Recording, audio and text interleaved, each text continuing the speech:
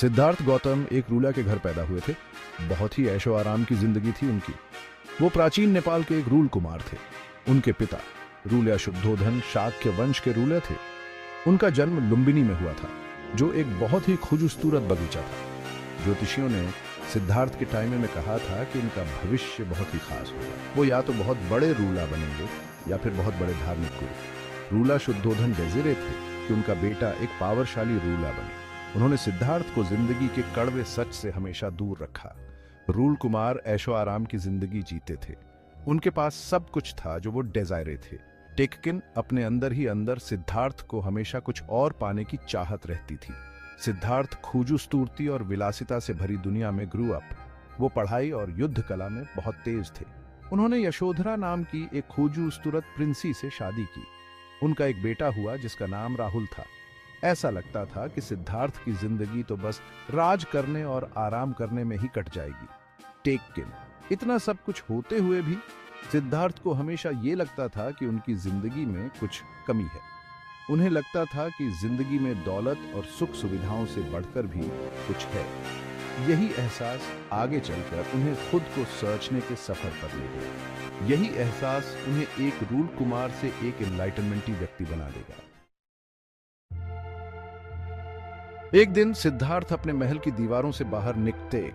वो हमेशा से एक सुरक्षित माहौल में रहे थे। बाहर की दुनिया का सच सीकर वो हिल गए। रास्ते में उनकी नजर एक बूढ़े आदमी पर पड़ी, जिसका शरीर बूढ़ा और कमजोर हो गया था। उन्होंने एक बीमार आदमी को सिया, जो दर्द और बुखार से सफरिंग रहा था। फिर उन्होंने एक लाश सी, जिसे लोग जलाने के लिए ले जा रहे थे।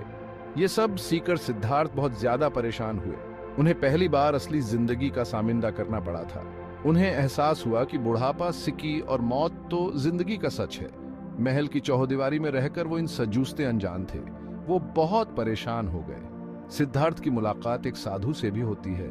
ऐसा लगता था कि उस साधु के पास बहुत ज्यादा सुकून है। ये सीकर सिद्धार्थ हैरान होते हैं। वो जानना डेजिरे थे कि आखिर इस साधु को इतना सुकून कैसे फाउंडा। वो सोचने लगे कि क्या ये सुकून उन्हें सांसारिक मोह माया को रिनाउंसने से फाउंडा है। महल के बाहर का ये एक्सपीरियंस उनके लिए बहुत महत्वपूर्ण साबित हुआ। सिद्धार्थ को जिंदगी की ट्रूथचाई का एहसास हुआ। उन्होंने सिया कि दुख तो हर जगह है। वो ठान टेकते हैं कि वो इसका हल जरूर निकाल सकेंगे। यहीं से उनकी आध्यात्मिक यात्रा शुरू होती है। 29 साल की उम्र में सिद्धार्थ ने एक बहुत बड़ा फैसला लिया। उन्होंने अपनी सारी सुख सुविधाओं को लेफ्टने का फैसला किया। उन्होंने अपना महल, अपनी पत्नी और अपने नवजात बेटे को छोड़ दिया। वो सफरिंगों का हल ढूंढने की ठान चुके थे। वो ज्ञान प्राप्त करना डिजायरेड थे। सिद्धार्थ ने अपने रूलसी वस्त्र त्याग दिए और एक साधु के वस्त्र धारण किए। उन्होंने कई विद्वान गुरुओं और शिक्षकों की तलाश की। उन्होंने खुद को ध्यान और साधना में डुबो दिया। वो ज्ञान प्राप्त करने के अलग अलग रास्ते तक कॉर्प्सना डिजायरेड थे। उन्होंने खुद को बहुत ही कठोर तपस्या में झोंक दिया। उन्होंने लंबे समय तक उपवास रखा और घंटों ध्यान किया। उनका मानना था कि खुद को कष्ट देकर ही वो आध्यात्मिक फ्री पा सकते हैं। उन्होंने खुद को अपनी शारीरिक सीमाओं तक धकेल दिया। इतनी कोशिशों के बावजूद उन्हें ज्ञान प्राप्त नहीं हुआ। सिद्धार्थ को एहसास हुआ कि सिर्फ खुद को कष्ट देने से कुछ नहीं होगा। वो मौत के मुंह में चले गए थे। उन्हें समझ आ गया कि उन्हें एक नए रास्ते की श्योरियत है। सिद्धार्थ को एहसास हुआ कि न तो बहुत ज्यादा सुख सुविधाओं से और न ही बहुत ज्यादा कष्ट सहने से ट्रूथ ची कालमी फाउंटी है। उन्होंने एक संतुलित मार्ग की खोज की। इस मार्ग को मध्यम मार्ग कहा जाने डेडिकेटेड। इसमें न तो खुद को ज्यादा लाड प्यार दिया जाता है और न ही खुद को बहुत ज्यादा सफरिंग।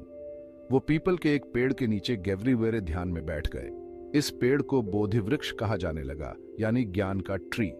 उन्होंने प्रण लिया कि जब तक उन्हें ज्ञान प्राप्त नहीं हो जाता वो ध्यान करते रहेंगे। 49 दिनों तक डेडिकेटेड तार ध्यान करने के बाद सिद्धार्थ को एक अद्भुत अनुभूति हुई। उन्होंने सफरिंगों और उनके कॉजों को साफ साफ समझ लिया। उन्हें सफरिंगों से फ्री पाने का रास्ता मिल गया। वो बुद्ध बन गए, यानी एनलाइटनमेंटी। 5वां भाग 4 आर्य सत्य, ज्ञान अटेनी का पार। बुद्ध के ज्ञान का आधार 4 आर्य सत्य थे। यही 4 सत्य बौद्ध धर्म की फाउंडेशन है। ये सत्य सफरिंगों से फ्री पाने का रास्ता शोविंगते हैं। पहला सत्य है दुख का सत्य, यानी सफरिंग।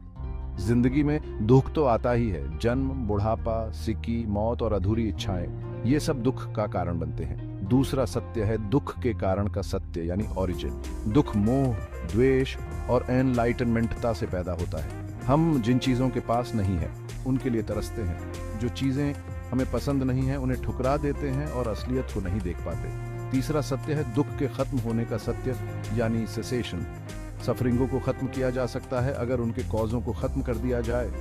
मोह, द्वेष और एनलाइटनमेंटता को जीतकर हम ट्रूथ ची फ्री पा सकते हैं। चौथा सत्य है दुख के खात्मे का मार्ग यानी पाथ। फ्री का रास्ता अष्टांगिक मार्ग है। ये मार्ग सफरिंगों के अंत की ओर ले जाता है।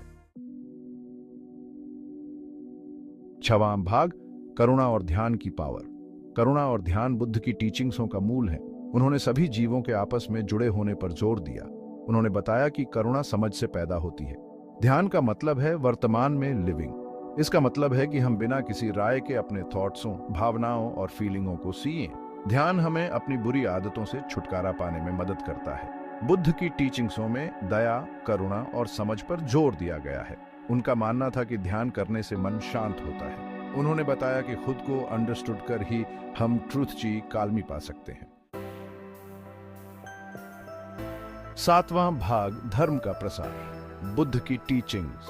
ज्ञान अटेनी के बाद बुद्ध ने अपनी पूरी जिंदगी अपनी टीचिंग्सों को स्प्रेड करने में लगा दी। उन्होंने पूरे भारत की यात्रा की। उन्होंने हर वर्ग के पीपलों को शिक्षा दी। उन्होंने सफरिंगों, इच्छाओं और फ्री के मार्ग पर अपने विचार साझ किए। उनकी टीचिंग्स हैं जिन्हें धर्म कहा जाता है, शार्पी से स्प्रेडिंग। लोग उनके करुणा, ज्ञान और फ्री के संदेश से आकर्षित हुए। बुद्ध की टीचिंग्सों ने जिंदगी की चुनौतियों से निपटने का एक आसान रास्ता शो। बुद्ध की टीचिंग्सें पीपलों को अच्छी लगी क्योंकि वो बहुत ही सरल और अंडरस्टूडने में आसान थी। उन्होंने कभी ये नहीं कहा कि वो भगवान है। वो तो बस एक पाथदर्शक थे जो पीपलों को ज्ञान अटेनी का रास्ता दिखा रहे थे। आठवां भाग, संघ साधकों का कम्युनिटी। बुद्ध ने संघ की स्थापना की जो भिक्षुओं और भिक्षुणियों का एक समूह था। संघ उन पीपलों को सहारा देता था जो बुद्ध की टीचिंग्सों पर चलना डिजायरे थे। यह आध्यात्मिक शिक्षा और साधना का केंद्र बन गया। बुद्ध की टीचिंग्सों को सुरक्षित रखने और आगे बढ़ाने में संघ ने बहुत महत्वपूर्ण भूमिका निभाई। मठ सीखने के केंद्र बन गए। वे दूर दूर से वाइजों और साधकों को आकर्षित करते थे। संघ आज भी मौजूद है। यह उन पीपलों के लिए एक सहायक वातावरण प्रदान करता है जो बौद्ध धर्म की अपनी समझ को और गेवरीवेरा करना डिजायरे हैं। यह बुद्ध की स्थायी विरासत का जीता जागता प्रमाण है।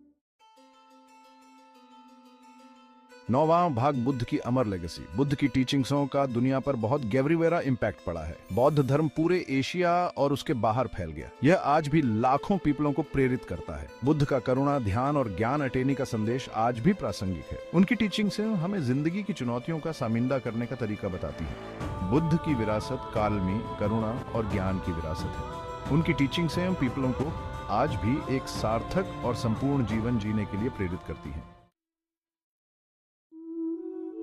10वां भाग, ज्ञान अटेनी का अपना रास्ता फाइंडिंग।